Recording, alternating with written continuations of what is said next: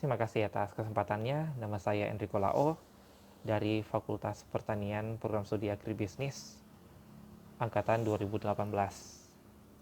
Saat ini saya akan memberikan penjelasan singkat mengenai diversifikasi tanaman aren untuk memenuhi tugas ujian akhir semester genap mata kuliah Metodologi Penelitian Sosial Ekonomi. Tanaman aren mudah kita jumpai di seluruh daerah Indonesia. Hal ini dikarenakan tanaman aren tidak membutuhkan kondisi tanah yang khusus sehingga dapat tumbuh pada tanah liat, tepung tanah berlumpur, bahkan tanah berpasir. Tetapi aren tidak akan tahan pada tanah yang kadar asamnya tinggi. Dan juga aren dapat tumbuh pada ketinggian 9 meter sampai 1.400 meter di atas permukaan laut. Tanaman aren sudah lama dikenal masyarakat Indonesia dan perspektifnya sebagai komoditas ekspor.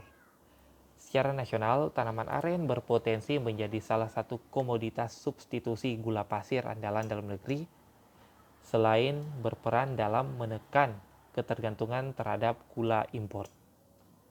Tanaman aren umumnya dimanfaatkan oleh masyarakat di wilayah yang tergolong miskin, sehingga secara tidak langsung berperan mengurangi kemiskinan melalui pemasaran produk tanaman aren dan ketahanan pangan di tingkat petani. Saat ini, kebanyakan petani aren lebih fokus untuk membuat gula semut. Padahal, tanaman aren bisa menghasilkan berbagai hasil pertanian selain gula semut dari niranya. Dikarenakan hanya fokus pada produk gula semut, maka sangat mungkin stok gula semut akan berlebihan di pasaran dan mengganggu harga dan mengganggu juga putaran keuangan dari petani aren tersebut. Untuk itu, diversifikasi produk dilakukan oleh para petani melalui kegiatan yang dilaksanakan para akademisi maupun pemerintah untuk mengembangkan hasil produk dari tanaman aren. Berbagai cara bisa dilakukan untuk mengembangkan hasil produk tanaman aren, dikarenakan tanaman aren memiliki banyak potensi ekonomi yang tinggi. Hampir semua bagiannya dapat memberikan keuntungan finansial. Buahnya dapat dibuat kolang-kaling yang saat ini digemari oleh masyarakat Indonesia.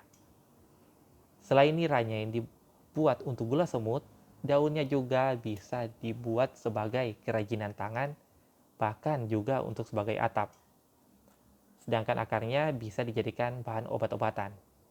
Dari batangnya dapat diperoleh ijuk yang dibuat untuk menjadikan sapu, dan batang usia yang masih muda dapat diambil sagungnya, dan pada batang usia tua dapat dipakai sebagai bahan furniture.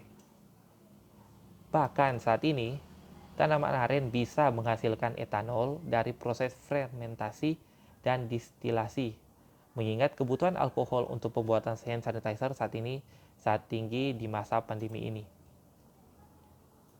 Diversifikasi juga bukan cuma pada produk, tetapi juga hal lainnya seperti membuat kemasan yang lebih menarik sehingga proses pemasaran yang lebih baik lagi dan lebih kreatif. Oleh karena itu, teknologi dan ilmu pengetahuan sangat dibutuhkan oleh petani tanaman aren agar dapat lebih bervariasi lagi untuk menghasilkan produk dan bahkan menaikkan harga jual dari hasil produk. Karena seperti yang sudah dikatakan sebelumnya, petani tanaman aren masih menggunakan teknologi tradisional, bahkan pengetahuan yang otodidak, dan mayoritas petani berasal dari masyarakat pedesaan yang tergolong miskin. Dari itu, diversifikasi produk bisa dilakukan oleh akademisi maupun pemerintah dengan cara melakukan penyuluhan dan pelatihan, bahkan memberikan bantuan berupa alat-alat yang lebih memadai agar para petani dapat bekerja, memanen, bahkan menghasilkan produk yang lebih baik lagi.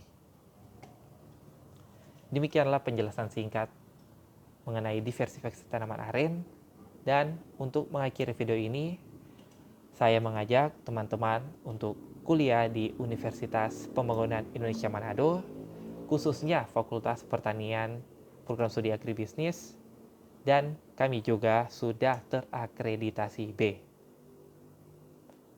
Demikianlah, saya ucapkan terima kasih. Salam sehat.